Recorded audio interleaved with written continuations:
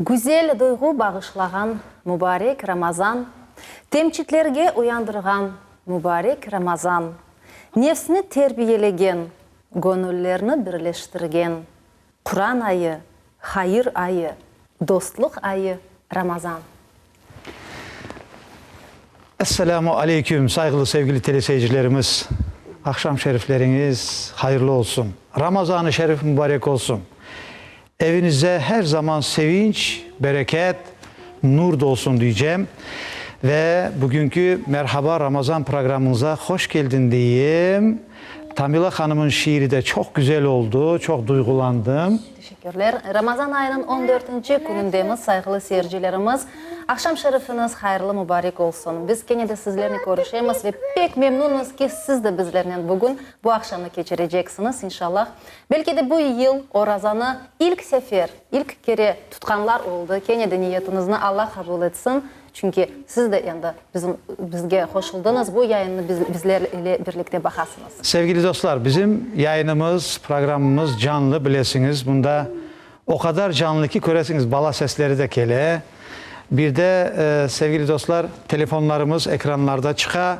Stüdyomuzun telefonları ve yayın devamında her zamanki gibi buyurunuz, koşulunuz, telefon etiniz, sevinçlerinizle paylaşınız. İnşallah o razalar en güzel derecede geçedir ve onu da aytmak isteyeyim ki Ramazan'ın endi ortasına geldik ve biz mağfiret bölümündeyik. Rahmeti inşallah kazanmıştırız ve mağfiretteyik. Sonunda da işte biz topladıklarımızı böyle toparlayıp günahlarımızdan arınmak, cehennem ateşinden korunması için Rabbim cümlemize nasip eylesin. O bölümüne geçeceğiz. Şimdi bugün misafirlerimizi tanış edeyik diyeyim. Bugünkü misafirlerimiz asıl Özenbaş ve Kökgöz'de yaşayan bizim eski dostlarımız. Şimdi Bahçesaray'da yaşaylar. Bizim sevgili saygılı ağamız, Süleymanov Nuri ağamız, ömür yoldaşı Süleymanova Elvira ablamız, onların kızı Seydaliyeva Arzı ve Arzu'da öz evlatları ile geldi. Şimdi birazdan onlarla da tanış olacağımız balaçıklarımızla. Hoş geldiniz diyeyim. Selamünaleyküm. Aleykümselam, aleykümselam. Allah razı olsun, çok sağ olunuz. Bizim böyle Ramazan girişi programımız Merhaba Ramazan ya. İsteseniz teleseyircilerimizden böyle bir Ramazan girişi yapınız bir. Buyurunuz. Esselamu Aleyküm ve Rahmetullahi ve Berekat. Hürmetli din kardeşler, teleseyirciler. Akşam şerifleriniz hayırlı olsun. Allah Teala sizlerden hepinizden razı olsun. Allah Teala'nın emirlerini yerine getirip mübarek Oraza ayında orazalarını tutar ekensiniz. Allah Teala güzel bir şekilde vakitlerinizi geçirip ibadetlerde bulunup orazalarınızı tutmasına Allah kabul olmasına Allah Teala kısmet etsin, nasip etsin. Amin. Hepinizden Allah Teala muradı maksatlarınızga, arzu ve niyetlerinizge etkilsin. Evlerinizde hayırlık, tinçlik, amallık, muhabbetlik olmasına, Allah Teala'nın emirleriyle, Peygamberimizin sünnetleriyle yaşamaklar Allah Teala hepinizge kısmet etsin, nasip etsin. Allah'ın sevgili kullarından ve en çok sevilen kullarından olayıq. Amin. Sağ olunuz ve elbette ki misafirlerimizle birlikte Kırım'ın her tarafına selamlar yollayımız ve sohbetimizni başlamazdan evvel Nuradin Bey mevzunu da belgeleyik. Şimdi mevzumuz bizim bugün endi belli aile bunda. Bizim esas mevzumuz bugün ailede Ramazan, ana baba evlat arasında münasebetler, aileden cemiyete. Geçen sefer aklınızda olsa cemiyet dedik.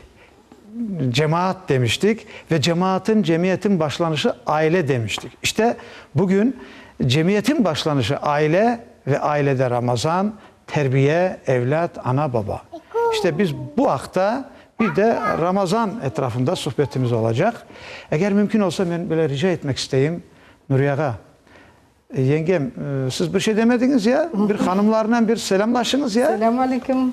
Herkese Oraza ayınız mübarek olsun. Orazamızın sonuna kadar güzel, dülbir, Allah'ın razılığını kazanmak için ne gerek olsa onu yapıp orazamızı tutayıq. Allah razı olsun. Çok sağ olunuz. Hanım kız bir şey diyecek mi? Oraza ayı mübarek olsun. Herkesin orazalarını Allah kabul etsin. Tutkan orazalarını. Amin, amin inşallah. Sizin de orazalarınızı Allah kabul etsin. Tamam. Geldiğiniz için başta teleseyircilerimiz adından ve özümüz adından teşekkür etemiz. Allah razı olsun. Nuriye Sağ Ağa, olun. eğer mümkün olsa geliniz böyle yapayıq. Bir küçük bir dua, hem Ramazan duası hem de tünöyün zaten bilesiniz 18 May idi. Geçmişlerimizi hatırladık. Biz için her vakit olar aklımızda, hatırımızda. Eğer mümkün olsa biraz dua ile başlasak ne dersiniz? Peki yaxşı. Buyurunuz. Euzubillahimineşşeytanirracim. Bismillahirrahmanirrahim. Elhamdülillahi Rabbil alemin. Vel akibetu lil muttaqin. Ve la udvane illa alaz zalimin. Vessalatu vesselamu ala Resulina Muhammedin ve ala alihi ve ashabihi ecmain. Saygılı din kardeşler, 18 Mayıs'ta sürgünlükке kalgan din kardeşlerimizle sağ selamet olup şu günge yetkenlerge Allah Teala'dan da kavi sağlık, selametlik, güç, kuvvet versin, sabır, takatlar versin, hayırlı ömürler kısmet etsin, nasip etsin. Bu sürgünlükte, o poizlarda kaytıp gelgen son bu kıyınçılıklardan çekip vefat olgan Müslüman din kardeşlerimizle Allah Teala rahmet ve mağfiret eylesin. Yatkan yerleri rahat olsun, cennet olsun. Kabirlerini Allah Teala Kur'an-ı Kerim nurlarıyla aydınlaştırsın. Makamlarını cennet etsin diye bir dua. Euzubillahimineşşeytanirracim. Bismillahirrahmanirrahim. Allahümme gafirli ve li valideyyen ve li cemil. مؤمنين والمؤمنات مسلمين والمسلمات الأحياء منهم والأموات برحمتك يا أرحم الراحمين اللهم اغفر لنا وارحمنا واهدنا وعافنا وارزقنا اللهم أعني على ذكرك وشكرك وحسن عبادتك سبحان ربك رب العزة عما يصفون وسلام على المرسلين والحمد لله رب العالمين الفاتحة اللهم صل على سيدنا محمد وعلى آل سيدنا محمد ما الفاتحة. Mikrofon. Bismillahirrahmanirrahim. Elhamdülillahi Rabbil alemin. Errahmanirrahim. Maliki yevmiddin. İyyâke na'budu ve iyyâke nestaîn.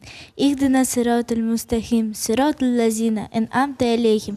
Gayril mağdubi aleyhim veleddâllin. Amin. Amin. Bir rahmetle ya Erhamer Rahimin. Allah kabul eylesin. Allah razı olsun ağam. Şimdi ben Nuriye ağamı ömür yoldaşıyla beraber elbet başta biraz demeye unuttuk. Hacı. İkisi de hacıdır. Allah kabul eylesin hac Allah razı ibadetlerinizi. olsun. Herkes gel Allah. Allah herkese nasip etsin. Amin. Nuriye ağamızın biz çoktan tanıyık ablamızla beraber. Çünkü beraber yaşadığımız vakitler oldu. Her zaman halkımızın içinde hizmette bulunan, bütün hayır işlerde ileriki safta yer alan, ibadetlerde de öyle bir insandır.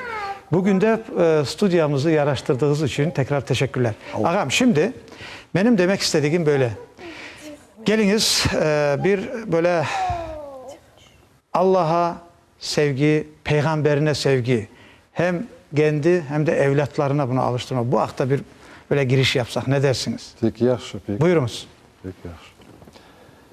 Euzubillahimineşşeytanirracim. Bismillahirrahmanirrahim. Allah Teala Kur'an-ı Kerim'de beyan ettiği ki men insanlarını ve cinlerini yarattım, bana itaat etkeyler ve bana kulluk yapkaylar diye. Bizim bu dünyaya gelişimiz Allah Teala bu kainatını, bu dünyanı, bu varlıklarını, bizlerini, korandazalarını, her bir şeyin Allah Teala yarattı. Ve Allah Teala'ya sonsuz şükürler olsun ki sağ selamet yaşayımız, her bir şeyimiz var. Şu böyle laflarının isteyimiz biz ballarımızga da bu Allah'a sevgini, Peygamberimiz sallallahu aleyhi ve sellem'e sevgini duydurmağa bizim ballarımız, bizim torunlarımız da Allah'ın emirleriyle, Peygamberimizin sünnetleriyle yaşasalar, emin bellesem inşallah yaşayışları da güzel olur, başka olur. İf açık olgandan başlap dinge öğretsek, hayırlı yolga yürgüzsek, yarın bir gün misal için oğlanlarımız osken son ana 200 kumuş bir diskotekaga barayım degen laflar olmaz, doğru mu? Evet. O nabarot ana men camiga kitem, namaz kılacağım.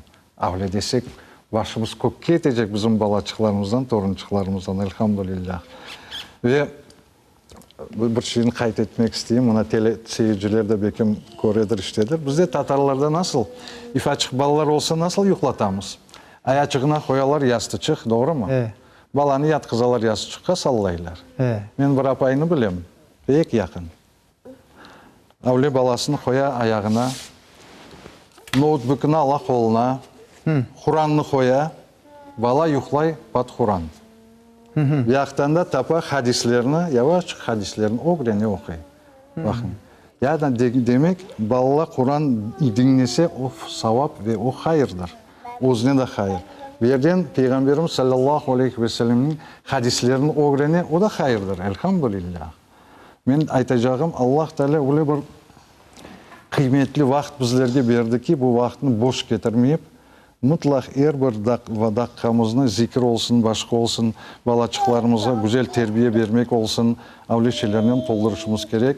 Ve siz ayttınız merhamet 10 günlük içinde.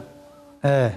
Evet. Merhamet 10 günlüğünde mutlak tırışmak gerek, güzel, tatlı laflar aytıp. Mağfireti kazanmak yani. Kazanmak, Allah'ın razılığını kazanıp, bu ayla biz yapkan hayırlıklarımızın Allah Teala yüzler kadardan da çok derecesini koterir inşallah. Buna kazanmak gerek.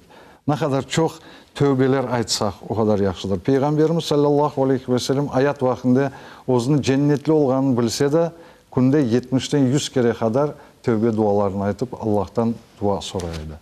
Allah razı olsun. Çok sağ olun. Elvira Hanım, siz de hacılığa barıp geldiniz. Kaç yıl evvel ve öz fikirlerinizni, tesirlatlarınızı bildiriniz.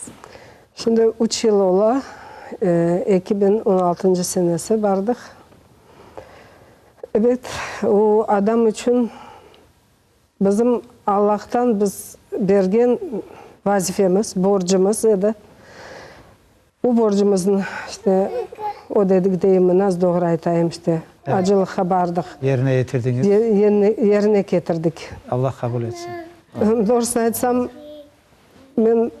ben yakın arada barıp olacağımı hiç aklıma kemegen edi. Ne öyle Allah'tan oldu işte barıp geldik. Evet, hıyın aytmak nasıl duygular. Duygular evet Allah'ın evine bargan gibi. Peygamberin yaşagan yerlerde bu bütün olup geçken hadiselerini bilemiz, okuyumuz. Evet pek büyük şey. Herkesge Allah kısmet etsin onda barıp gelmek demiş. Ballarımızga da pek isteyimiz. Allah kısmet etsin. Evet. Şimdi ben elbette ki Ramazan ayının ailede birliğe sebep olması ve Ramazan ayının hayır işlere vesile olmasını böyle bir hepimiz bunu aşağı yukarı bilemiz de. Ağam, ablam işte bu hafta biraz şey etsek Ramazan ayı tam hayır işlemek, yaxşılık ayı değil ki. Hem ailenin içinde sıcaklık, muhabbetlik hem de dışta hayır işine vesile ola. Bize de bu çok müsait aydır. Bu hafta bir iki fikir yürütsek ne dersiniz? Ramazan nasıl geçirirsiniz siz mesela? Ha, buyurunuz. Telefon bağı var rejisörümüz ayta. Kendisi onu test Evet, buyurunuz telefon. Devam ederimiz. Alo. Здравствуйте. Салам алейкум. Ve aleykümselam. Hoş geldiniz. Я хотела бы поздравить своих друзей. Алло. Говорите, мы вас слышим. Здравствуйте. Здравствуйте. Продолжайте, мы вас хорошо слышим. Из города Севастополя. Из города Севастополя. Мы вас узнали. Продолжайте. Вы нас узнали. Я, вот видите, я каждый день смотрю вашу передачу. Спасибо, что смотрите. Спасибо большое. Галя звонит вам, Галя. Спасибо большое. Спасибо. И хочу пожелать вам крепкого здоровья и вашей передачи успехов. Спасибо. Sayın. И всего самого наилучшего всем мусульманам Крыма. Спасибо большое. Взаимно. Большое спасибо. Мы вам также желаем успехов До и всего свидания. хорошего в жизни. До свидания. Счастья Спасибо, вашей что семье. Всем привет. Всем привет. Спасибо большое за звонок. Şimdi Ramazan ayını sizden bir hanımefendiden bir sorayım da. Siz nasıl hatırlaysınız Arzu Hanım? Ramazan'dı balalığınızda. Çünkü ben o vaxtlarını da bileyim. Neler hatırlaysınız Ramazan'dan? Білесіз, бұл наверное пек татлы ай ола десем, Аулен. Чүнки ежелері тұрап темчітке, бері ашаймыз. Оны бір оз несі Balalıkta turaydınız mı siz de? Koşulup.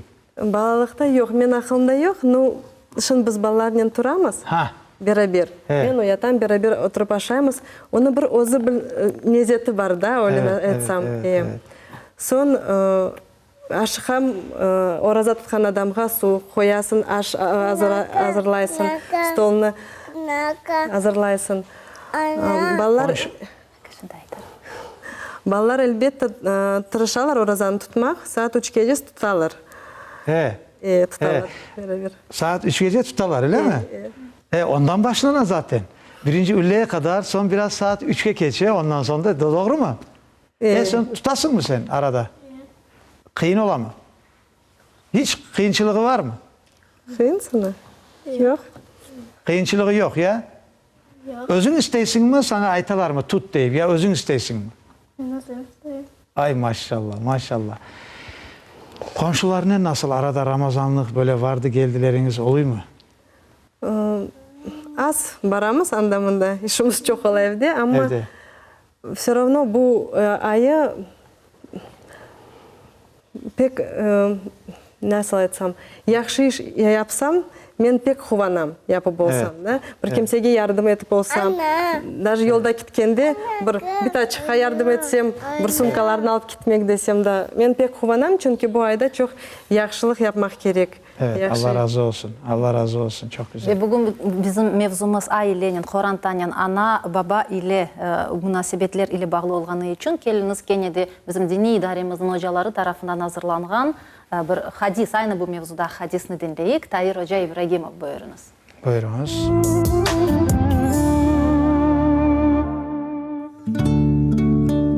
Peygamberimiz Muhammed sallallahu aleyhi ve sellem bir hadis-i şerifine degen ki Allah'ın razılığı ana babanın razılığındadır. Allah'ın gazabı ana babanın gazabındadır. Çok balalar ana babasının kıymetini bilmey ve ana babasına gerek gibi münasebette olmayın. Bu yaxşı davranmak, yani ana babalarga yaxşı davranmak her bir balanın boyun borcudur. Ondan da beraberliginde de Allahu Teala'nın emridir. Yani anlayımız ki Allahu Teala'nın razılığını kazanmağa istesek, cennetli olmağa istesek, cehennem ateşinden korşalanmağa istesek, biz ana babalarımızga yaxşı davranmamız gerek ve onlarını sevip, onlarını hürmet etmemiz gerek. Ondan da gayrı onlarının sözünü dinlememiz gerek ve Allahu Teala Kur'an-ı Kerim'de aytqanı gibi onlar bizni çağırganlarında aman yanlarına gelmemiz gerek. Uf bile demememiz gerek.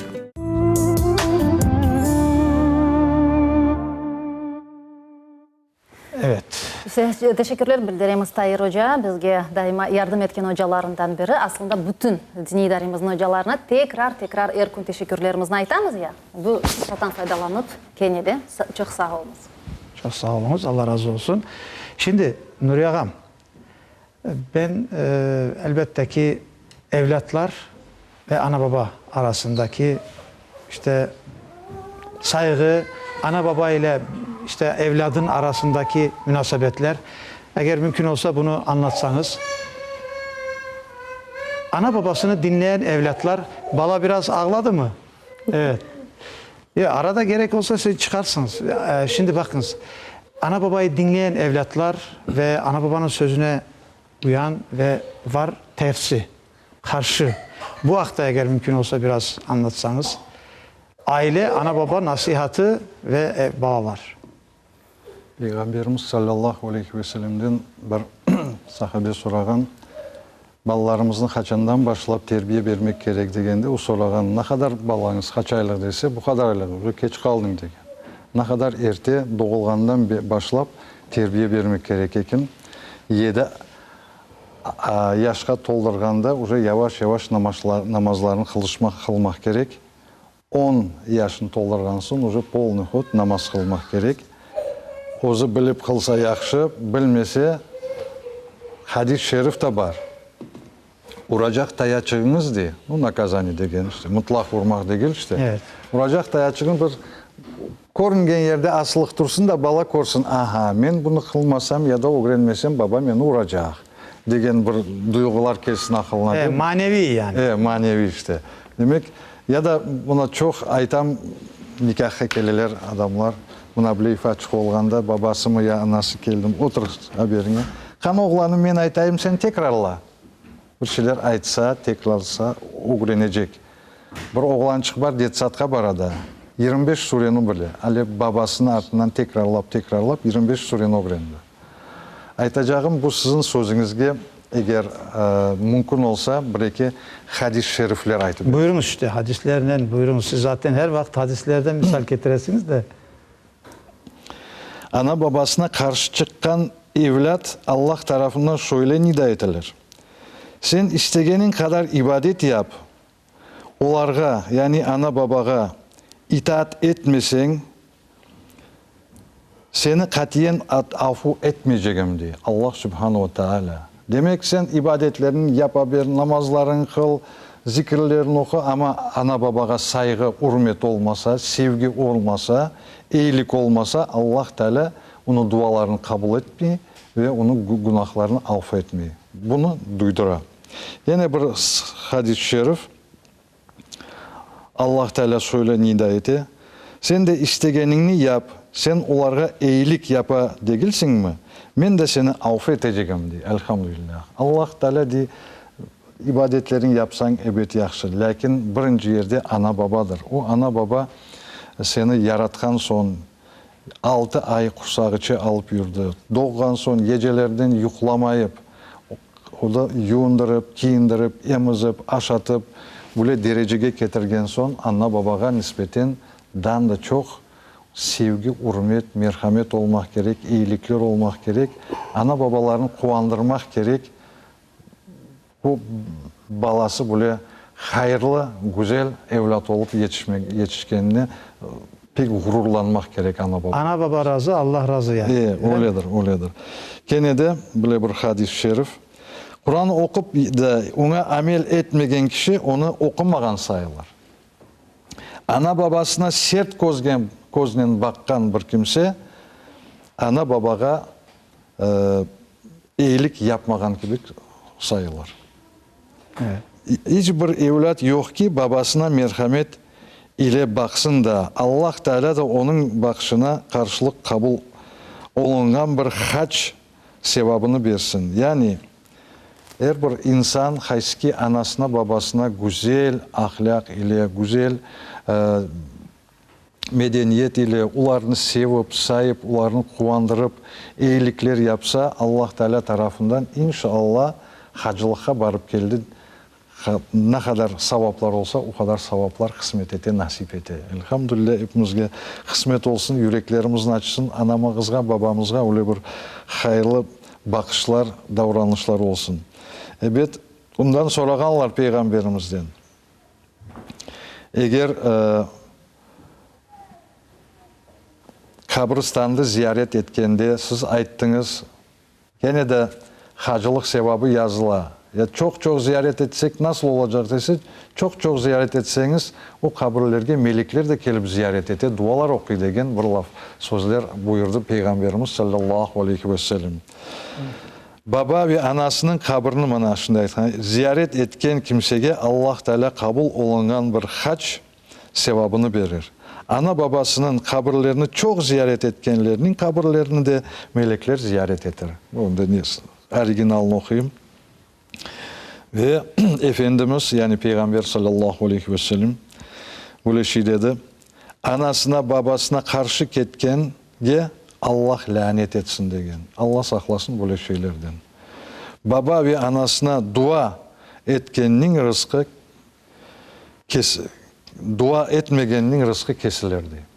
Onun için ana babaga dua etse o ana babanı Allah Teala cennetke kiritir ve başlarına taç giydirir.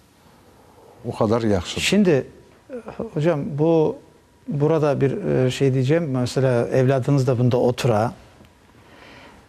Şimdi yenge, siz kaç evlat büyüttünüz?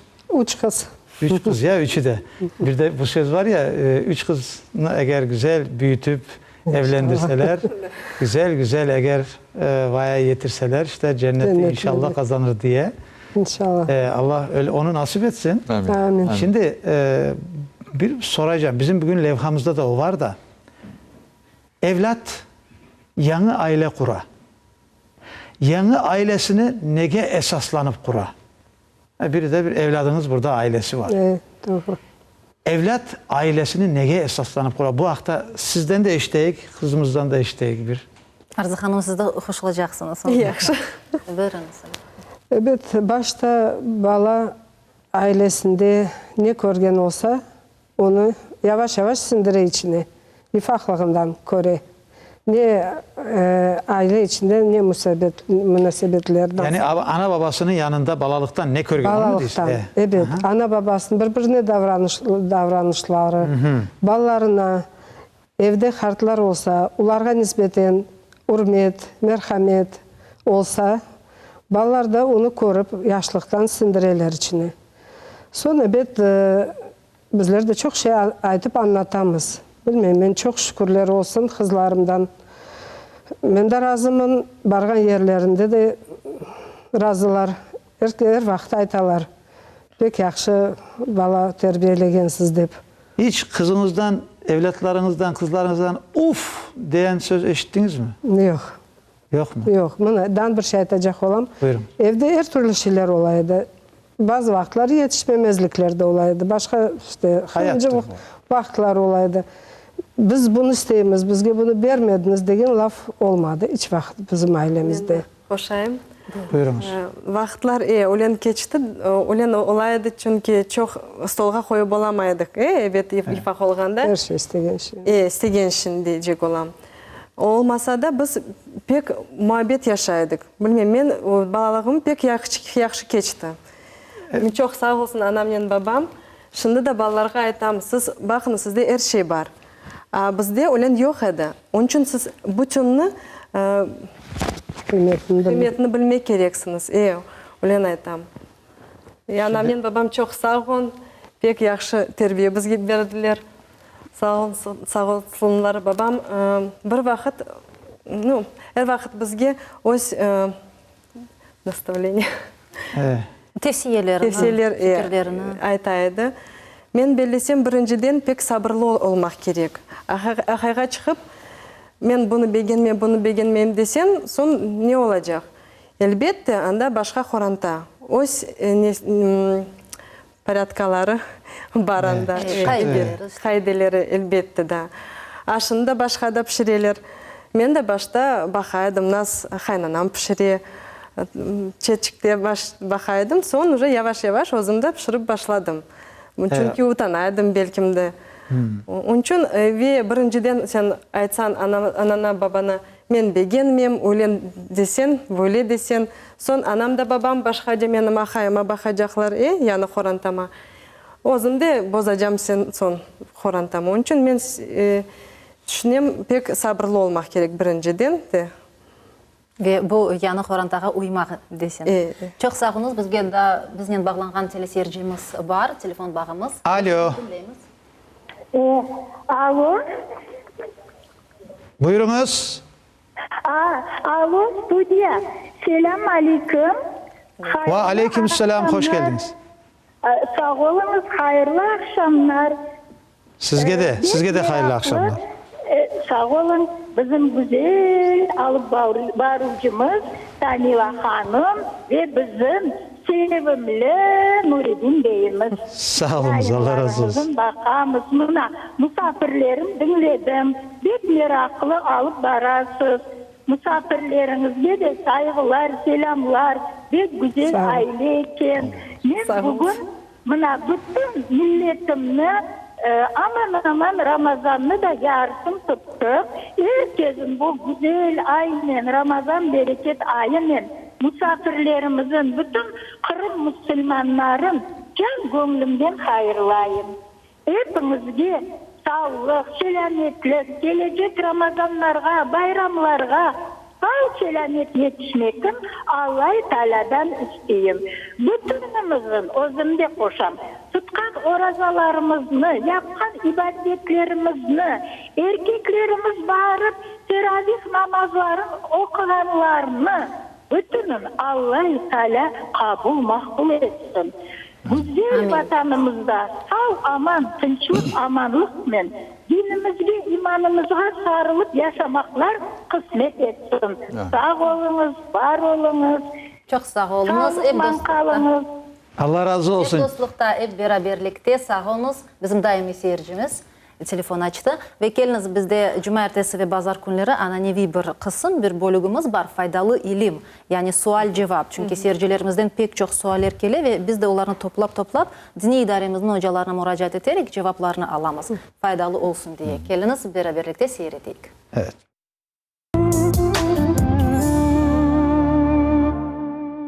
Niyet almak meselesini açıklanız. Her bir ibadet için en mühim noktalarından bir tanesi bu niyettir. Niyet kalpten ola. Yani bir insan yüreğinden, aklından yarın bir şeyini yapmak isteğini geçirse, içinden buna karar verse, bu niyet etken ola. Sözle bu niyetini aytıp geçmesi o yaxşı olur.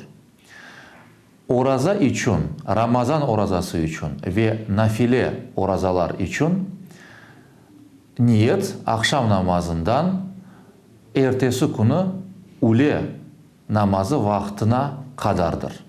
Yani insan bu müddet içinde men oraza tutacağım ya da oraza tutmağa niyetlendim deyip içinden karar verse ve bir şey aşamasa, içmese oraza tutkan olacak.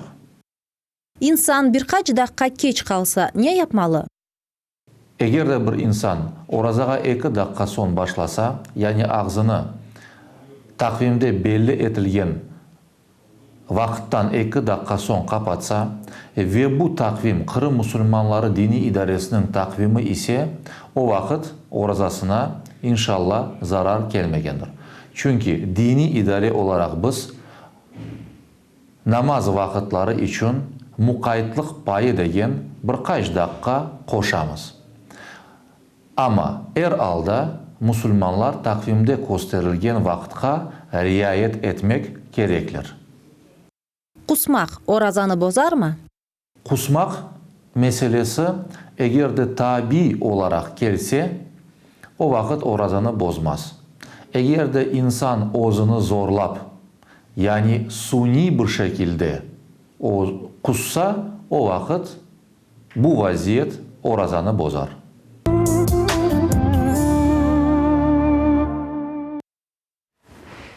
Haydar hocamızga teşekkürlerimizi bildiremiz ve sohbetimizni devam. Haydar hocamıza, evet, bütün hocalarımıza ya gerçekten de. Şimdi Nuriye Hanım, bu arada ben fırsattan faydalanıp çok böyle bir mühim şey var. Teleseyircimiz o gün yakında benden soradı bu günlerde de. Dedi ki ayağına bir şey batmış da tabanına ve çok ağırtaydı dedi. Ben hastahaneye vardım, bana işte kol yaptılar, iğne yaptılar. Yani mesli narkoz değiller ya, orasını uyuşturdular. Ama çok ağırtaydı, işte onu temizlediler diye. Orazan bozuldu mu dedi, telefon açtı.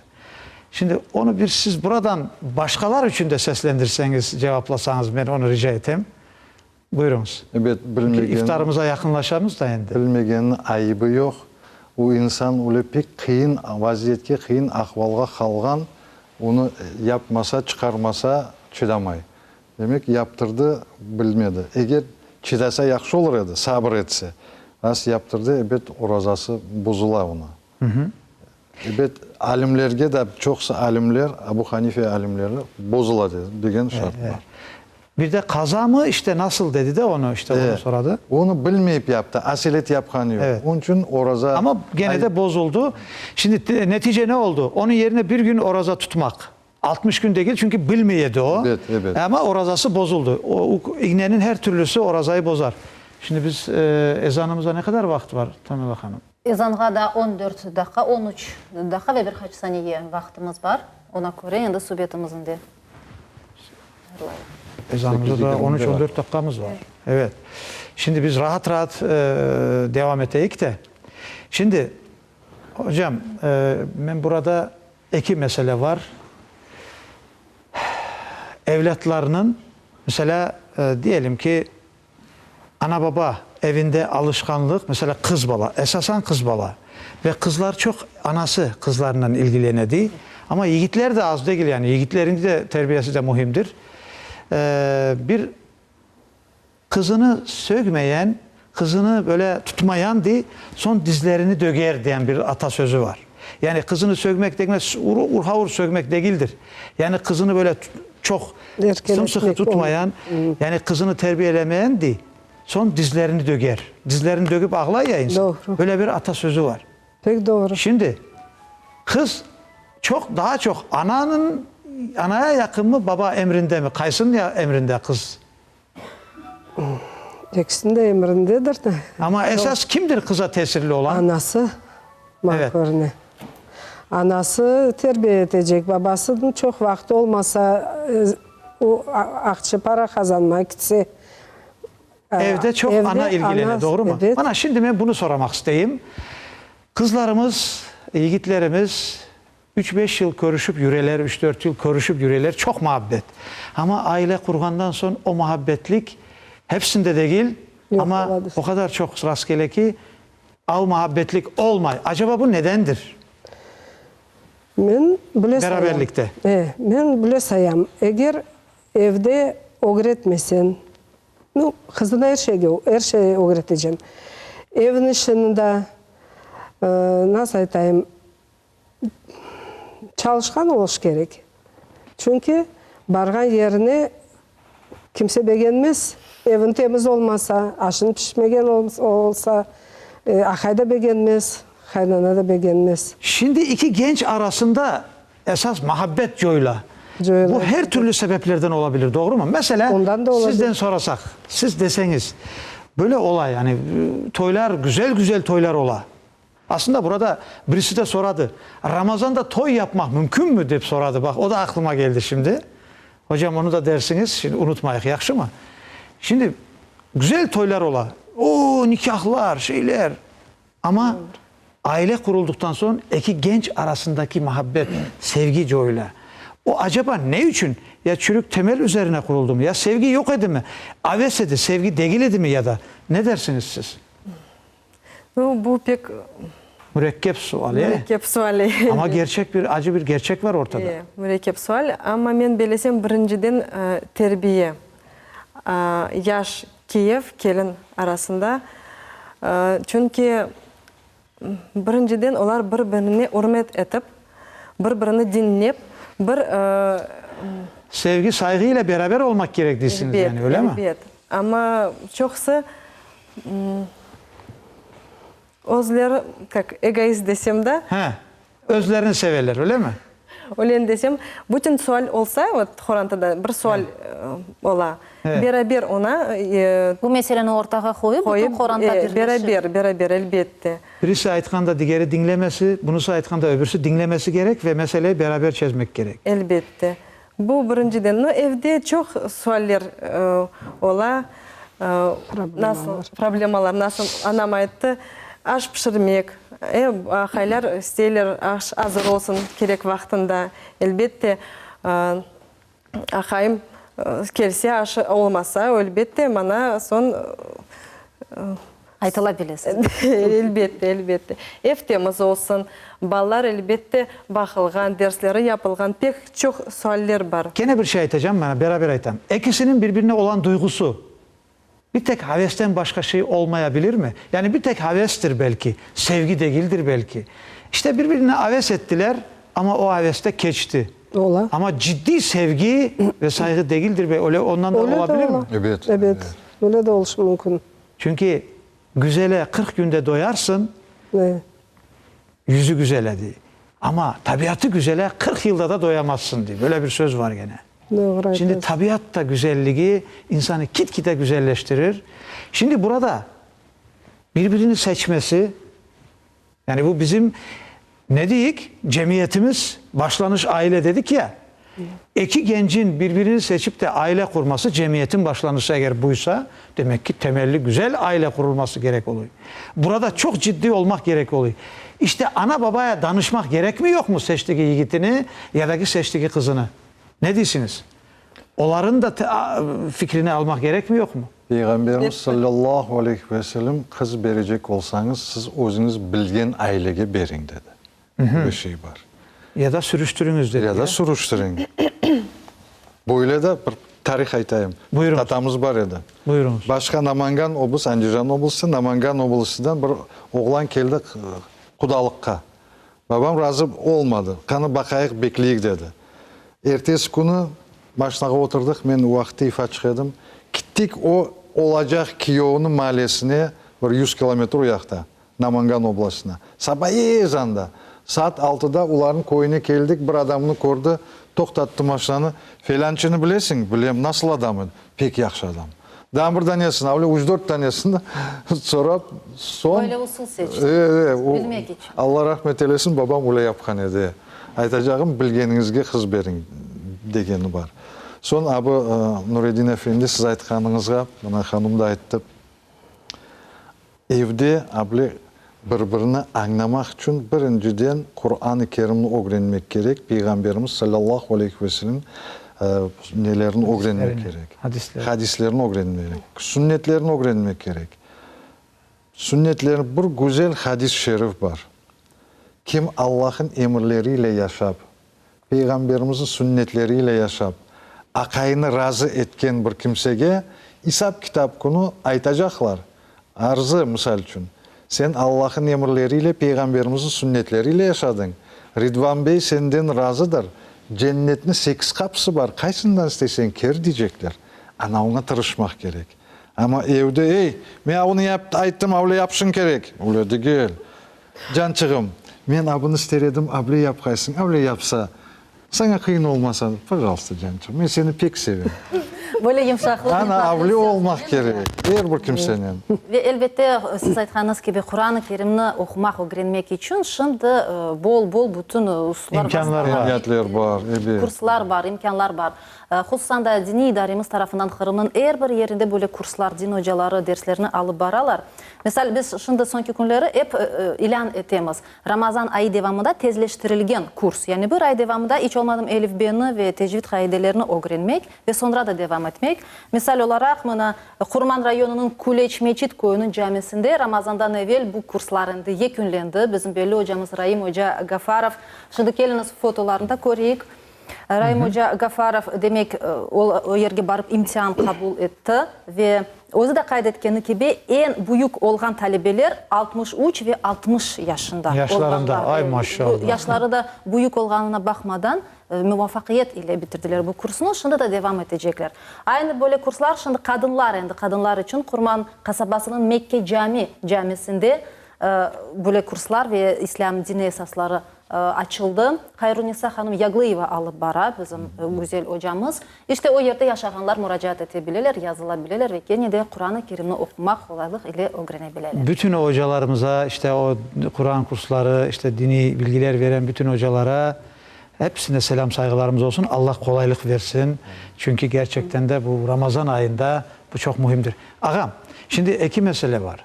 Birisi biraz evvel teleseyircilerimin soradığı şey, cemaatin içinde olduğumuzda Ramazan vaktinde toy yapması mümkün mü deyip soray. Aslında en hayırlısı Ramazan ayında olur da toyun. Evet. Şimdi bir de biraz evvel aile horantada böyle tatlılık dediniz ya. Evge kelgende değil. Selam vererek girmek Hatta ev boş olsa bile boş eve de selam vermek gerek. Mutlaka. İşte hepsine bu hafta bir iki ağız bir şey deyin, sizin illa aytacağınız vardır. Nasıl girilir eve, nasıl selamlaşır, nasıl görüşülür vallahi. Peygamberimiz sallallahu aleyhi ve sellem'in çok hadis-i şerifleri var. Evde bir kimse olsa da olmasa da biz belliğimiz olmay. Bizim çok şeyden haberimiz yok. Allah Teala bile. Onun bir hayrı var. Geldin mi? Esselamu aleyküm ve rahmetullahi ve berekatuh. Apayçığın kelime, cançığım, esselamu aleyküm. Uyak bir yağından kucaklaşıp, cançığım kuning nasıl geçti, yaxşı geçti mi? Bunlar yanılıklar. Balalar olsa, onlar ev vakit buna bular bileler. Ben kelsem başta tapçıkan biri ediler. Öyle de olmak gerek. Gözümçe bakalar. Baba ne getirdin bizge? O vakitte Özbekistan'da çeşitli konfetçikler, cevizler olaydı. Onların kucaklap sevsen, o da bir hayır, o da bir sadaka. Evet. Güzel, mülayim sözler aytmak, o da hayırdır, o da sadakadır. O sizge aytkanınıza, o da sadakaga da geçe. Ve bu oraza ayımızda böyle yapkan iyiliklerimiz, güzel laflarımız, o da sadaka. Evet, Allah. Sadaka bizim mal mülkümüzün temizliği mutlak ne kadar çok versek yaxşıdır. Çok adamlar mende yok diye, o bu diye, ben savap kazanıp olmam diye. Peygamberimiz sallallahu aleyhi ve sellem'den bir kart adam çık, fukari adam çık sonra, ya Resulallah, benim bir şeyim yok, ben demek hayır savap alıp olamayacağım diye. Yok diye. Sen de kazanabilirsin diye. Yolda izle gitesin mi? Gördün din kardeşini. Esselamu aleyküm Nureddin Bey. Allah sağlığını versin. Allah sağlığını versin. Allah muradı maksatlarını, arzu ve niyetlerinizge yetkizsin deyip gülümsere böyle Allah'ın adından tavsiye etsin. Allah razı olsun hocam. Ana o da sadakadır. Burada hocam gene bir şey ağam bana hatırlattı. Çok insanlar da selam aleyküm degende o da selam aleyküm deydi. Sevgili dostlar geliniz bunu da aytayım burada aklımıza gelmişken. Esselamu aleyküm degende ve aleykümselam demek gerek. Karşılıklı selam aleyküm selam. Ama o selam vergende bu da selam demeyecek. Yani esselamu aleyküm ve aleykümselam. Bunu unutmayık. Şimdi bizim iftar vaktimiz, ezan vaktimiz yakınlaşan. Ben yemeğimiz de geldi. Sularımız orada. Ben eğer sizin izninizle ben bir o masaya taraf varayım. Bir şey aytma mümkün mü? Bu arada şimdi ben aytacağım da ağam son devam edeceğimiz kısmet olsa.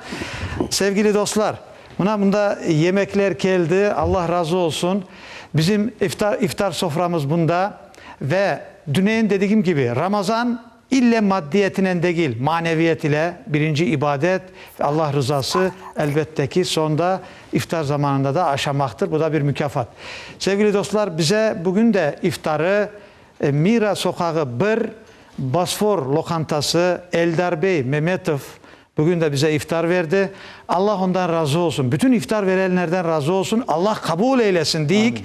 Horantalarınızla beraber varıp iftar yapabilirsiniz. Horantalarınızla varıp orada yemeklerinizi yiyebilirsiniz Ramazan dışında da. Onun için sevgili dostlar hepinize afiyet olsun, sofralarınızda bereket olsun deyik. Biz de bunda şimdi ezanımızı almazdan evvel buyurunuz. Bardaklarını alınız. Buyurunuz ağalarım. Çünkü birkaç saniye daha değil de 30-40 saniye var sularımızın da. Evet buyurunuz. Ve elbette ki biz seyircilerimizle birlikte daim olğanı gibi, er gün olğanı gibi şimdi beraber ezanı dinleyeceğimiz, dua okuyacağımız, sularını içip ağzımızı açacağımız ve Nuriye Ağa'dan bir dua işitip. Evet, ezandan sonra bir şükür duası. Bir de sevgili dostlar ondan sonra bizde sizinle bir levhamız olacak. İftar levhamız. Ona da seyredersiniz inşallah. Yani ezanımız geldi. Sohbetimizni ve bütün yayınımızı mutlaka devam edeceğiz ve şimdi ezan.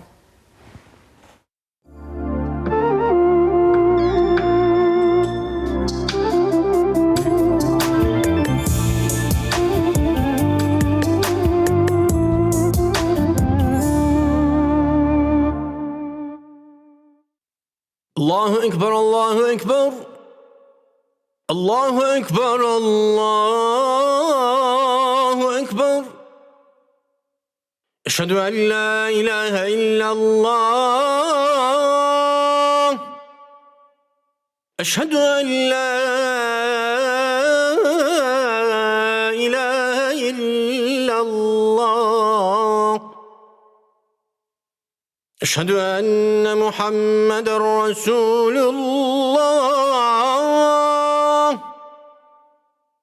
أشهد أن محمد رسول الله حي على الصلاة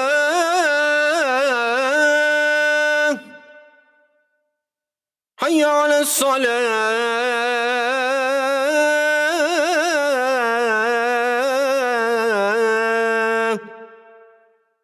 حي على الفلاح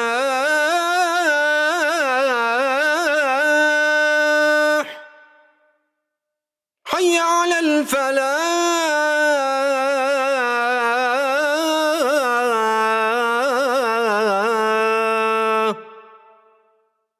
الله أكبر الله أكبر لا إله إلا الله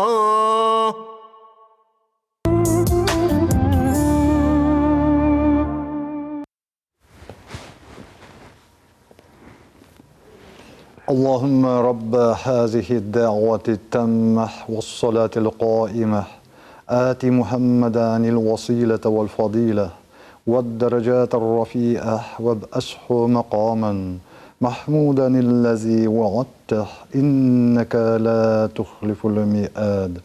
بسم الله الرحمن الرحيم. اللهم لك سمت وبك آمنت وعليك توكلت وعلى رزقك أفطرت وصوم الغد من شهر رمضان نويت فاغفر لي ما قدمت وما أخرت آمين. Allah Teala tutkan orazalarımızı kabul etsin. Allah Teala bilip bilmeyip sadır etken bütün günahlarımızı, geçmiş günahlarımızı, o gündeki günahlarımızı affetsin. Amin. Ya Rabbil Alemin, tek sana inanamız, sana işanamız, sana sığınamız, günahlarımızı affet ve yarınki orazağa da niyet etemiz. Yetiştirsin. Hepimiz niyet etemiz, men birlesem, bizlerine şimdi sen yaratıp bizlerge kısmet etken bu nimetlerinin, bu sularının aşacağımız, iftar edeceğimiz, ağzımızını açacağımız bizlerge bularını hayırlı ve bereketli et Allah. Amin. Allah razı olsun. Buyurunuz. Buyurunuz.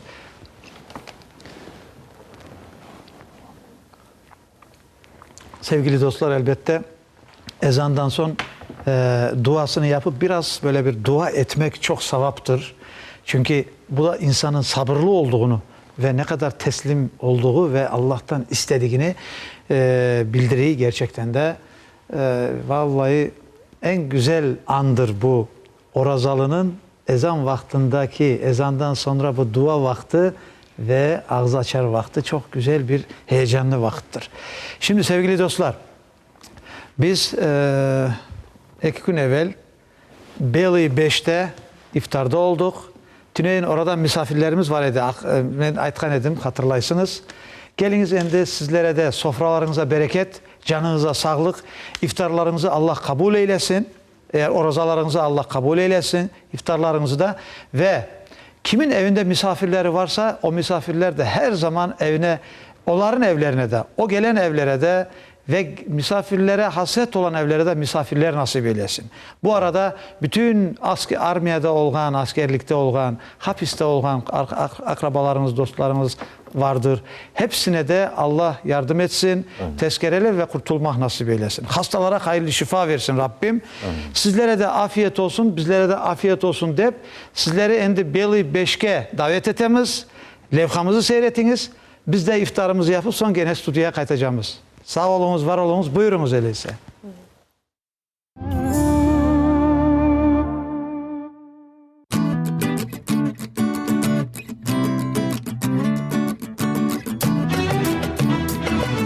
Hikmeti çok, rızkı boldur. Kalpke gitken güzel yoldur. Bir ay boyu yükünü doldur. Göçke hazırlık Ramazan. İşte Ramazan hazırlıktır. Nariman ağam, böyle bir hizmetlerde beraber olamız da nasıl boldurmaysınız mı Ramazan ayında? Yok. Bütün haydavcılar bizim haydavcımız ya. Çünkü haydavcılardan da bir haber alayık dedik. Çünkü uçura uçura kuş gibi getirdi bizi buraya. Evet. Yardımcı Allah yardımcı ola. Allah'a şükür. kıyın olmayı ya. Yok, kıyın olma. Ramazanda hizmetke devam değilsiniz yani. Ay Olga. maşallah. Ay maşallah. Olga. Allah sizlere sağlık versin. Amin yarım. Bizlerini Cümle. vaktinde çeşit kasaba, ilçeler, rayonlara yetiştiriniz. Andan da kaytıp gelemiz. Geç kaytıp gelemiz ama işte gene de Allah yardım ettiği boldurmayla ağalarımız. Çok Allah sağ razı olun. olsun. Bütün şoförlerimizden, aydavcılarımızdan, operatörlerimizden, magamette bana kameranı tutup dura.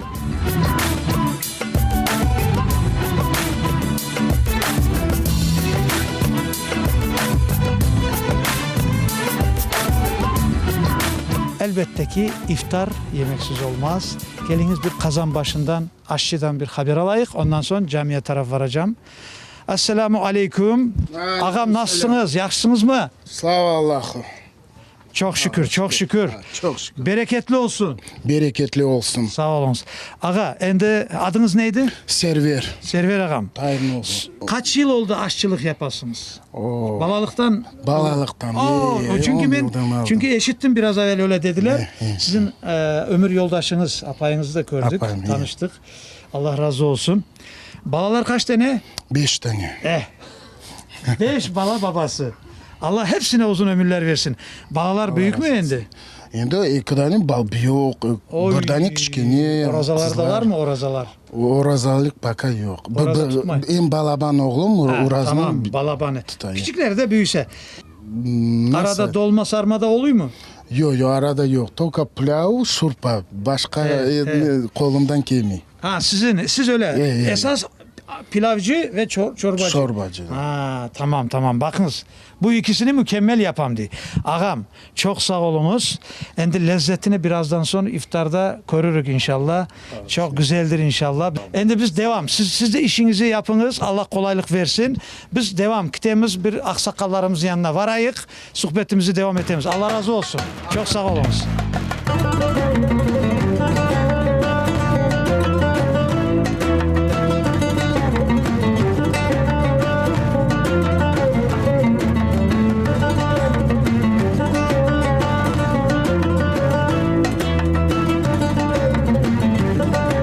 Bugün de işte Ramazan'ın bereketi Remzi hocamız tanıyorsunuz, tanıştırmaya da gerek yok ama Remzi hocamız ve Beli 5 halkı buraya gelen misafirlerle beraber biz iftar evvelisi camide oturup sohbet yapaylar biz de geldik. Bismillah, elhamdülillah ve salatu ve selamu ala Resulillah. Neşhedü en la ilahe illallah ve neşhedü enne Muhammeden abduhu ve resuluh. Esselamu aleyküm ve rahmetullahi ve berekatuhu. Hürmetli vatandaşlarımız, dindaşlarımız. Hepinizin selamlarının en güzeli olan Yüce Allah'ın selamını selamlayayım. Yüce Allah'tan sizlerge esenlik, rahmet ve mağfiret dileyim. Allah razı olsun. Hürmetli ağalarım, aksakallarım, Allah'a çok şükürler olsun ki Ramazan-ı Şerif'nin bugün 12. kunudur. Allah'a sonsuz hamdü senalar olsun. Bizler bu mübarek Ramazan ayına sağ selamet bir şekilde eriştik. Sağ selamet bir şekilde Yüce Allah'ın bizlerge yüklegen vazifesi olan orazanı tutamız. 5 vakit namazlarga cemaatle beraber camilerde iştirak etemiz. Teravih namazlarına koşulamız, iftar programalarına koşulamız. Allah'a çok şükürler olsun ki yıldan yılga oraza tutkanlar, teravih namazına koşulganlar, 5 vakit namazga başlaganlar sayısı gittikçe çoklaşmaktadır. İnşallah bizler bu şekilde milli ananelerimizge sarılsak, dinimizge sımsıkı sarılsak, mana yarın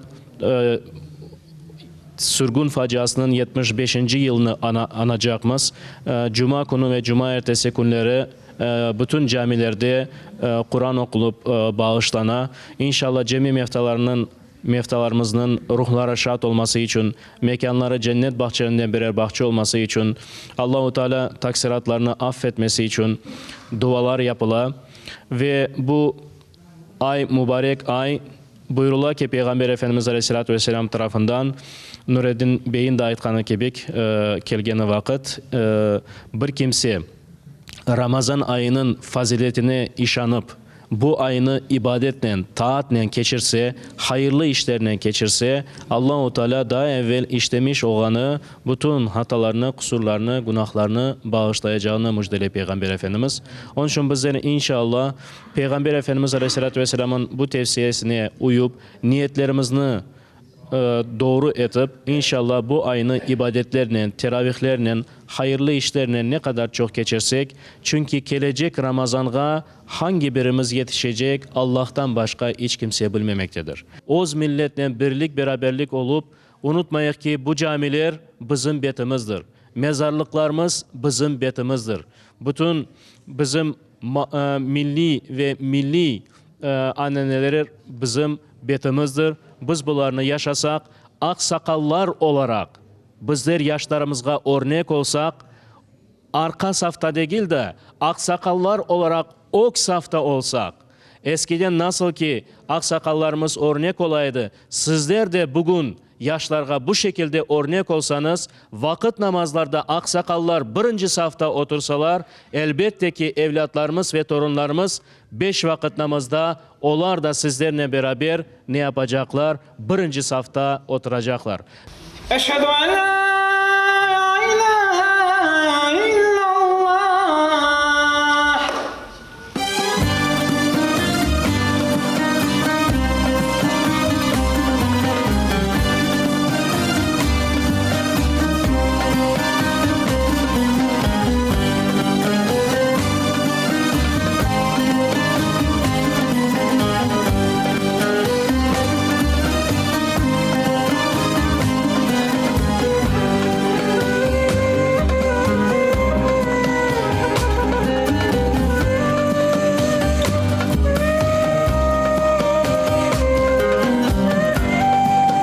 Sevgili dostlar, buna gördüğünüz iftar, bu cami binası, caminin aşağısında öyle bir güzel, tertemiz böyle bir bina var. Ve bura ne eken ve bu yanımızda duran kardeşlerimizle de bir tanış olayık da ve bir iki bize anlatsınlar. Esselamu Aleyküm tekrar. Aleykümselam. Ramazan Şerif mübarek olsun, Allah kabul etsin. Aleykümselam. Allah kabul olsun, Allah mübarek olsun. Allah razı olsun. Kardeşlerim, şimdi adlarınızı bir özünüzü tanıştırsanız. Benim adım Zahir İsmailov. Burada nasıl diyeyim, hizmet ettim bu işlerde. Beli Beş'te yaşayayım ya. Ve hizmetlerdesiniz. Hizmetlerde iştirak ettim. Evet, ondan haberimiz var. Sizin adınız? Benim adım Timur Rişatoğlu. Bana bizde bu beraber cemaatinin Allah'a şükür hepimiz Allah rıza için çalışıp bu yavaş yavaşlardan onu yapamız, hizmet edip milletimizge, millet için, vatan için bana Allah'a bin kere şükür. Burası ben bakam ki abunda çok temiz yapılmış, güzel. Ne yapılsa kaliteli yapılmış. Yavaş yavaş bu cami pırıl pırıl olacak. Burada dersler verilirken hatta yoksullar diye öyle bir şeyler içtim, doğru mu? Yoksul balalar. Şimdi temizlik bu en önemli. Biz özümüzün balalarımıza yaptık buraları. Evet. Şimdi bu binada ilk önce bu iftarlar için yapıldı. Elbette en temiz olmak gerek. Bu yer temiz olmak gerek. Hem de şimdi cemaat birine karara geldik. Hem de balacıklarımız için Kırım Tatar dersleri verini 2 saat haftada derim işte. Ecnebi dersler de oluyor. Kırım Tatar dil ve edebiyat dersleri. Bu sadikeye vargan balacıklarga ve mektepte okuyan balacıklarga ders verini. Hem de İngiliz dili. Fukaraya çok balalık cemaatga için yardımlı olmasın deyip İngiliz dili verini. Tigaran кому надо подогнать языk там помощь derim birisini son izo dersi. Derim halkımızla bağlı ressamlar tasviri sanat. Evet. Hem de рисование, ressam derim lepka. Hem de elbette halkımızın adetleri. Vay. Maşallah ne güzel, ne güzel. Çokusu o şeyler unutula. Endi o vatanga biz kelgen üçün biz onu ko'tarmay kerakmiz. O vatan ile bizde şimdi hizmet etmesek bu vatanga, bu milletke son biz kelgenimiz o olmaz. Nasıl biz dedelerimizge bakacağız yarın? Ay sağ ol, sağ ol, sağ ol, sağ ol, sağ ol. Allah razı olsun. Şimdi ne diyeceğim? Ramazan ve aile. Ramazan nasıl keçe ve ailelerde muhabbetlik. Ramazanın bir aileye muhabbetlik, birlik getire mi? Ramazanın bunda rolü nedir? İki ağız bundan başlasak. Özünüzü bir tanıştırınız gelin. Adım Safiye. Ramazan ayı cümle ümmeti hayırlı olsun. Halk vatandaşlarımızga da hayırlı olsun inşallah. Gerçekten Ramazan ayı Kur'antalarga birlik getire. Çünkü Ramazan ayı bu aslında bir cemaatini bir yerge getirgen, cemaat duygusunu içimizde canlandırgan bir aydır. Ramazan ayı sebebinin, Ramazan ayı hürmetinin insanların arasındaki olan sevgi, baxt, muhabbet daha ziyadeleşi, daha kaviyeleştirir. Allah razı olsun. Hocam çok teşekkür. Şimdi benim bir siz analar, sizler hepiniz analarsınız ve evlatlar var. Kaç evlat vardı? 2 tane. Allah uzun ömürler versin. Daha versin inşallah sizin. 5 balam var. 5 bala. Bakınız. Adınız neydi? Zamira. Ne de çalışasınız? Men şimdi bala bakçasında çalışam. Özü de bala bahçesinde çalışıyor. Milli? Bizde bala bakçasında 2 milli grupa var. Ay maşallah. Sizin adınız? Saniye, Ramazan kızımın. Bu Ramazan kılları hayırlı olsun. Allah razı olsun. Allah muhabbetlik versin. Yaşlarımız terbiyeli, şu doğru yolma girsinler. Allah yardım versin. Amin, amin. Şimdi benim soracak şey, adlarınızı bir alayım. Naciye. Naciye Hanım. Siz bunda yaşaysınız. Yok, ben geldim kızıma. Ha. Kızıma aytdı, baracağız iftarga, evet bararım. Kızınız burada evli mi? Vargan yerinde nasıl kızınız? Bek güzel oturalar. Kaynata kaynanası maktay mı? Onlar yoklar endi. Endi yoklar ama var vaktinde razı ediyor mu? İyi, kaynanası aytkan edi. Men sizge aytayım da. Hepsinden çok men sizin kızınızı seveyim dep gelindim. Bek yaxşı terbiye verdiniz. Demek kaynanası razıydı. Allah da ondan razı olsun. Bak, onun için onlar da bek yaxşı yaşaya kızcığı var. Maşallah, maşallah. Bak şimdi bunu boşuna sormadım zaten. Sizin de adınız? Musara. Musara abla. Siz kayda yaşaysınız? Beli 5'te yaşayımız. Beli 5'te. Ay güzel. Sizin adınız? Sveta. Sveta Hanım siz dediler ki bir Kırımlı değilsiniz siz aslında. Yok. Niyerli? Ufa. Ufa'dan. Sveta Hanım Ufa'dan. Oraza tutasınız? Tutam. Allah kabul etsin hepinizin oralarınızı. Razı olsun. Şimdi evlatlar var. Şükürler olsun. Endi torunlar da var. Benim soramak istediğim bir şey. Bugünkü bizim mevzumuz. Kız bala nege esaslanıp aile kura? Ana babasına saygı, hürmet etip terbiye almak evde. Yaşagan mına bir kasabasında komşularının bağlı o terbiyesi, kız balanın terbiyesi. Öz terbiyesi. Öz terbiyesi, evet. Ana babasından terbiye ala başında. Demek istersiniz ki o ailesini algan terbiyesine göre kura değilsiniz. Evet. Görüyorsunuz sevgili dostlar, algan terbiyesine göre. Öyle mi? Anasından, babasından, özünün yünden, oturgan yünden terbiyesini, bergen terbiyesini o da verecek özünün. Kızınız size hiç uf dedi mi? Yok. Demedi mi? Yok. Hocam uf demek nedir ana babaya? Uf demek yasaktır yani. Allah uf dedirttirmesin kimseye ve ona çok dikkatli olunuz. İşte kız bala buna dediler ki işte kız bala özü birinci terbiyeli olması gerekti. Son terbiyeli. Evet. Benim kızım da Sarısu'da otura. 10 yıldan beri bek muhabbet oturalar. Kaynatası elbette hürmet ete. Bizim terbiyemiz elbette o kadar fayda olgandır. Benim balalarım bek güzel. Bir oğlum, bir kızım var. Allah'a bin kere şükürler. Kur'antası da yaxşı. Kalgan kızları da öyle güzel terbiye kurup, insaflı olup, sabırlı olup, Kur'an'da niyetlensinler. Çünkü kız hanım evinin direğidir diler. Balaların terbiyesiyle de Tamırı. Ün tamırı kız bala. O gördünüz mü sevgili dostlar? Şimdi biz Ufa taraftan da bir bilgi alsak. Ufa taraflarda da böyle ana babalar kızların terbiyeleyip vargan yerinde böyle ol, öyle ol de böyle nasıl? Evet aytalar. Evet ana baba öğretken şeyini onlar da anda yaparlar. Ozuna kızlarına, oğullarına onu öğretirler. Ve Ufa tarafın Tatarları halkı öz evlatlarına özün adetlerini işte kaynata kaynanasından beraber adetlerini işte diyelim ki dini terbiye, milli terbiye verirler mi? Verirler. Siz kaç yıl oldu Kırım'a geldiniz? 15 yıl. 15 yıl. Siz Kırım Tatar olmuşsunuz ya. Akayım Kırım Tatar. Evet.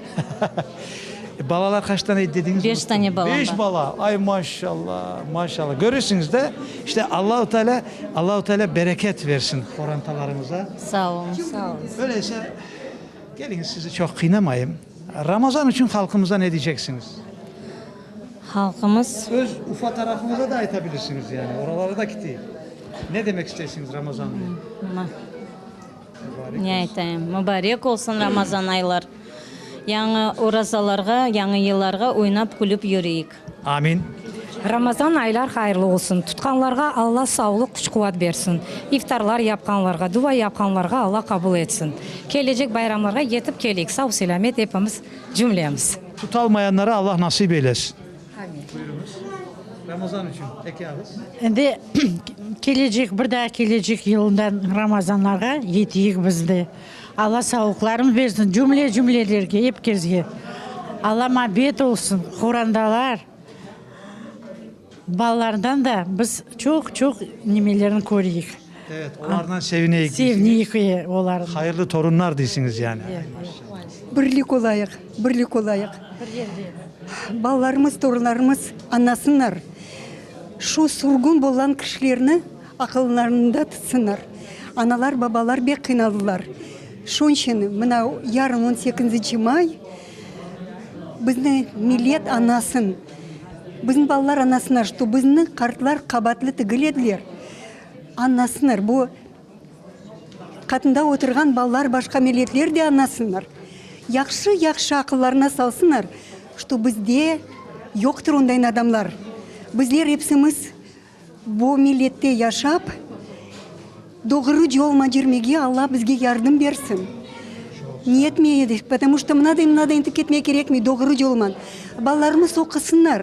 Ana bizni задачамыз, что балlarımız образование alsınlar. Doğru yolman jirip, yaxşı zenat kazansınlar.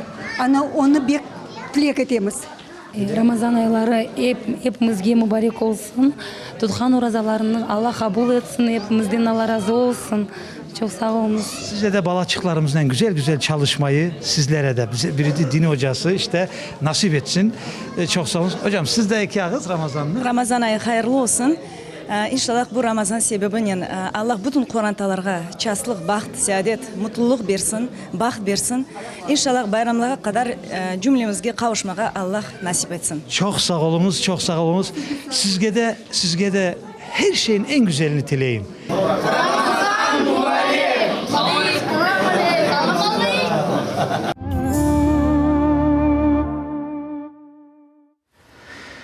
Esselamu Aleyküm tekrar sevgili dostlar. Bana iftarlarımızı yaptınız. Hem de hepimiz beraber Beyli 5'e vardık. Oraya da bütün bizi seyretenlerle beraber Beyli 5, birinden 6'ya kadar. Beyli 1, 2, 3, 5, 6'ya. Hepsine selam saygılarımız olsun. Allah onlardan razı olsun. Çok güzel oldu orada olduğumuz. Her zaman beraberlikte olmayı Allah nasip eylesin. Şimdi biz Nuriye Ağam, yenge biz nerede kaldık? Selam vermek doğrusunda kalgan. Onu ben yetiştirip ayttım ama onunla ilgili bir şey demek istediniz siz. Evet. Selamla ilgili. Buyurunuz. Çünkü tam selam vermek gerek, almak gerek. Buyurunuz. Ruhsat verseniz. Sразу первоисточниктен başlayayım. Peygamberimiz sallallahu aleyhi ve sellem sahabelerden oturganda bir sahabe kelip kirgen. Esselamu aleykum degen. Peygamberimiz sallallahu aleyhi ve sellem 10 dedi. Birazdan sonra ikincisi geldi. Esselamu aleykum ve rahmetullah degen. Peygamberimiz sallallahu aleyhi ve sellem 20 degen. Birazdan so'ng 3-chi sahabe kelib, "Assalomu alaykum va rahmatullohi va barakatuh" degan. Peygamberimiz sallallohu alayhi va sallam aytdi 30. Yanında oturgan sahabe chidamadi, "Ya Rasululloh, nedir bu aytganlaring? Aytsa bizga de 10 deding, 20 deding, 30 deding, nedir bu?" dedi. "Assalamu alaykum" degende di, "Allah'ın selamı üzerinizge olsun" dedi. 10 sevap kazandı di. İkinci sahabe kirip, "Assalamu alaykum ve rahmetullah. Allah'ın selamı ve rahmeti sana olsun" dedi. Evet. 20 sevap kazandı di. Üçüncüsü gelip, "Assalamu alaykum ve rahmetullahi ve berekatuh" degende 30 sevap kazandı. Yani Allah'ın selamı, Bereket de koşuldu. rahmeti ve bereketi sizge olsun deyip, böyle selamlar versek, kelgende de gitgende de inşallah hem sevap kazanırız, hem bu din kardeşlerine böyle hayırlı şeyler dileyimiz. Şimdi ağam çok güzel dediniz. Tamam, şimdi Esselamu Aleyküm ve Rahmetullahi ve Berekatuhu oralarını eğer aytmasa bile selamçık yok. Yok. Esselamu Aleyküm var, selamçık yok. Ve Esselamu Aleyküm diyene selam aleyküm demeyesiniz ve aleykümselam deniz hiç olmazsa ki yani gençlerimizde bu çok bu hatalar ola da onun için bu hem duadır şeydir, bu Müslümanın en bir anahtar sözleridir bunlar. Bu yanlış olursa olmaz. Şimdi geleyik teleseyircilerimizin o böyle halkımızın içindeki o sorulardan işte toy yapmak mümkün mü Ramazan'da? Ya ne için yapmaylar, onun için demek ki mümkün değildir diyen anlayışlar var. Buna bir şeyler deniz yani. Mübarek aylarda Ramazan ayında toy yapılması pek güzel bir hayırdır. Pek yaxşıdır. Pek güzel. O nikah en hayırlı nikah. Nikah, toyda böyle iyilikler yapılması, dualar yapılması pek hayırlıdır. Ha, ne için yapmaylar? Siz nasıl düşünüyorsunuz ağam? Onu değiller işte. Ne için yapmaylar? Demek ki mümkün değil değiller kemerleri. Nuridin Efendi, men belesem sebep bu din kardeşlerimizde haysi ki Allah Teala insaf versin, yüreklerini çoksunu açsın. Evet, toy degende aman akılda kele oturacağımız, koyacağımız, içeceğimiz, aşayacağımız. Bileler ki manevi tarafı unutular. Manevi tarafı. Kur'an-ı Kerim'de Allah Teala yasak etken bizge bu spirtli içimliklerini, hayırsız şeylerini. Ha, demek oraza vaktinde biz onu içip olmayacağımız. Onun için men belesem toylarını yapmaylar. Sebeplerden biri bu demek istesin. Men belesem sebep. Diğer ikincisi de dediğiniz gibi aşamak. Ha, ya da o toy Ramazan vaktinde toy yapanları ben gördüm. Ama Kırım'da değil. Başka yerde. Ne yaptılar? Hep böyle dualarını gündüz yapıp aşamayı iftara rastlaştırdılar ve elbette ki muzika da oldu onda. Ama öyle bir güzel terbiyeyle oldu ki ben dedim en güzel gördüğüm toylardan birisi dedim yani onu. İftara getirdiler yemeği. Elbette ki içki yoktur. Onun için sevgili dostlar, nikahın, evlenmenin hayırlısı aslında inşallah birbirlerine de hayırlı olsunlar da Ramazan ayında yapılır. Yapmaylar da demek mümkün değildir öyle bir şey düşünmeniz. Diğer sorular olsa tekrar gene biz devam edelim şimdi Devam edemez çünkü şimdi buna Nuriyaga çok güzel hikmetli şeyler, sözler ayttı. İkeni de halk arasında bu bilgilerini darhatmak için şimdi bu yılın başında Kırım Müslümanları Dini İdaresi'nin tarafından yanı bir leyha çalışı başladı. İlk sefer Halk Medresesi adını taşıyor. Yani o yerde gerçekten de öz bilgilerini tekmillemek, daha da tolu etmek için erkekler için şimdi ilk növbette onlar kelleler. İmam, molla belki de olacak ve halk arasında o bilgilerini son yaymak için, bütün sorulara cevap vermek için ve geliniz kısa levhamızın da bu haftada beraberlikte seyredeyik.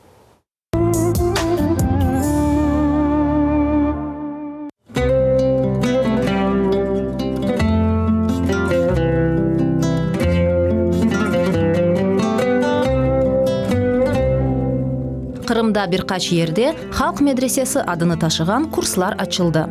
Tezleştirilgen kurs devamında dinleyicilerge Kur'an-ı Kerimni okumakni ve İslam dini esaslarını öğretken dersler alıp barılan. Böyle kurslardan biri Ahmedcit şehrindeki Seyit Settar Camisi'nde haftada bir kere olup geçmekte. Halk Medresesi bu Kırım Müslümanları Dini İdaresi'nin bir tahsil leyhasıdır ve imamlarga yöneliktir. İmamlarının ya da kvalifikasiyasını ko'tarmak ya da yangi imam yetiştirmekni maksat olarak o'g'ine qo'yar. Bu leyhani biz bu yılın başında başlattık kısmet olsa kuzga kadar devam edecek ve daha sonra da yanı gruppalar toplap Kırım'ın farklı yerlerinden biz imam veya molalarımızı yani din sahasında halkımızga hizmet etken insanların bilgi seviyesini, onların becerikliligini böyle arttırıp daha keyfiyetli, daha güzel halkımızga din hizmetleri yapması için böyle kurslardan geçirecekmiz inşallah. Bizim dini idaremizin desteğiyle uzun vakitten beri bizim aklımızda böyle bir proyekt var idi. Allah'a şükür bu yıl biz onu gerçekleştirdik ve işte kış aylarında fevralın sonunda başlandı bu kurslar. Balaban bir böyle istek gördük. Biz bir yerge böyle bir ilan da vermesek de bizde bir 70 kişi gelip de böyle yazıldı bu kurslarga ve şu anda devam ettiler. Bu adamlar yani Kırım'ın her bölgesinde bunda kelgenler var. Endi şimdiden de biz bazı semerelerini ko'rganimizni aytmam mumkin. Ne için? Şu anda bizim bunda dersga qo'shilgan bu talebelerden aytaylik öyle çünkü yaşları farklı. Koylarında teravih namazları kıldırgan soyları var. Derslerge erkekler katnay. Çeşit yerlerden kelgen ve din sahasındaki bilgilerini tekmillemek istegen dinleyiciler derslerge mesuliyet ile yanaşa. Mında kelgenimni niyeti o'zi chuqurca din şaroitlarini bilmek uchun. Dedelerimiz aytaydilar, dinni saqlab qalmak uchun iki şey gerek asosiy. O til men din gerek. Mana kelib bu jamiga bizlerin shunda tecrübeli hocalar, imamlar bizlerge derslerini berip bizler chuqurca tilni, nas, Qur'onni o'qimak, ayetlerini bilmek doğru. Men qatnagan sebebim ziyade o'zim bilgimni arttırmak, çoqlaştırmak için bilginin şunun için qatnayman. Men isteyim şu bilgimi atkarmak için ziyade çoqlaştırmak için qatnaganim bu sebebi bu derslerge sağ olsunlar bu imamlar bizlerge çok ziyade bilgimizin atkarayıp öğrenemiz onlardan. Halk Medresesi kursunun okutuv programması 7 ay devam edecek. Sonunda mezunlarga onların imam, molla, muezzin olmak hakkını tasdiklagan diplom vesikası verilecek.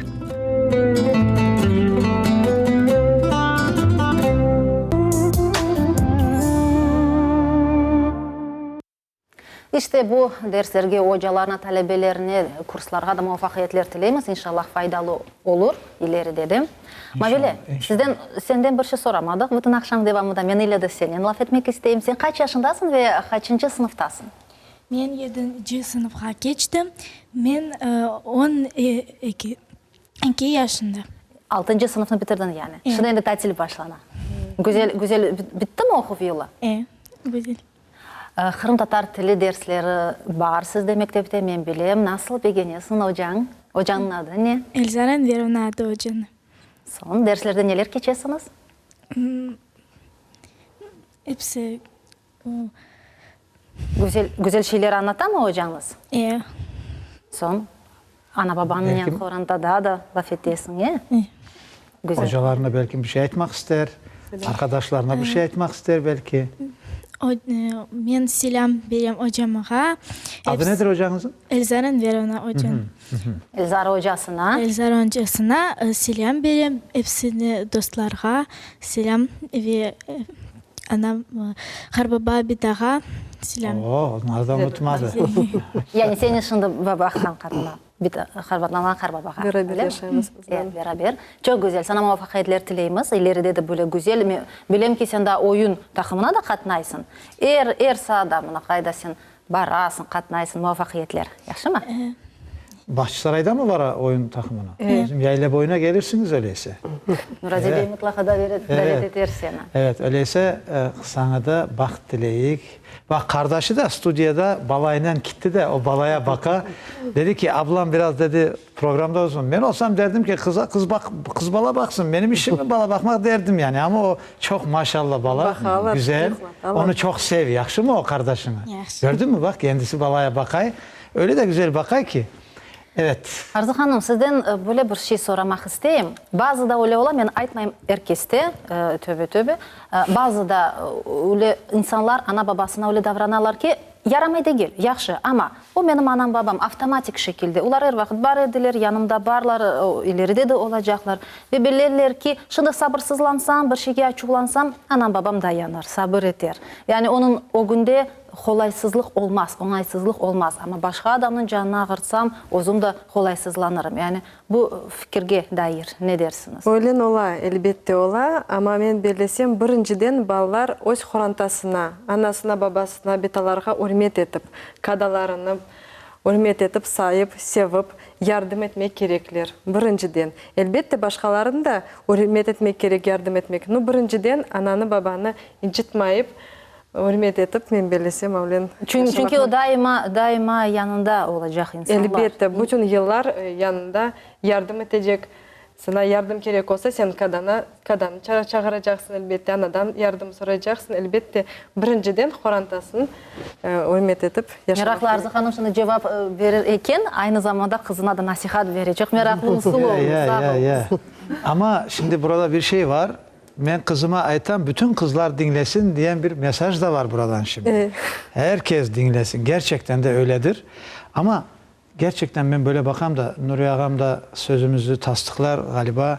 Çünkü evveli insan ne yapsa sevgiyle yapacak. Doğru mu ağam? Sevgiyle, merhamet ile yaparsa diler de dilinin en güzeli kaysı nedir? Kaysı tildir diler de.